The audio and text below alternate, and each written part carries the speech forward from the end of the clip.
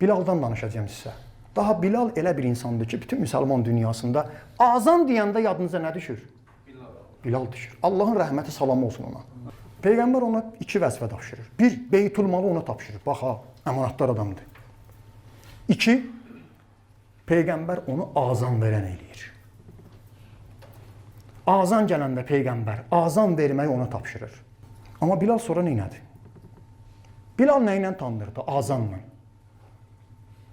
Bilal Peyğəmbərdən sonra eşidəndə ki, Həzrəti Əl-İslam haqqı tapdalanıb, onu müsəlmanlara rəhbər qoymurlar.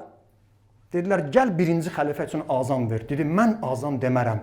Çünki haqq olan xəlifə Həzrət Əlidir. Mən Peyğəmbər üçün azan demişəm, daha heç kəs üçün azan demərəm. Elə bir əl çəkdilər.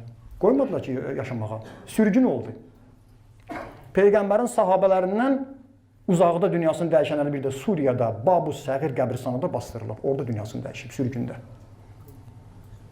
Bir gün bir nəfər biri Peyğəmbərin sahabələrindən xanım Fatimə Zəhra salamullah əleyhanın evinə hücum çəkib qapını yandıranlardandır. Bir gün çəkdi Bilalı kənara, dedi, Bilal, nə üçün Əbu Bəkir üçün azan demirsən? Axı o xəlifədir. Dedi, xeyr, belə deyil. Haqq olan xəlifə o deyil. Haqq olan xəlifə üçün azan demək lazımdır. Dedi, ancaq unutma, sən qul idin, nökər idin. Səni qul olmaqdan azad eləyəndə Əbu Bəkirlə pul vermişdir. Onun da zəhməti var.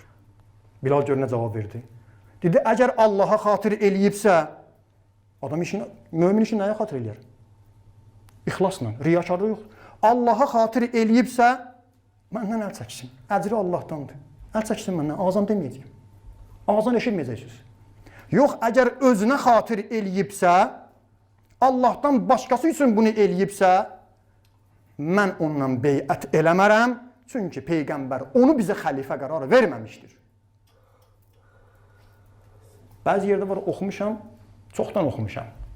Deyir ki, təzdən gəlib onun evində qul olaram, çörəyi bişir, heyvanlara bax, quyudan su çək, amma azan demərəm.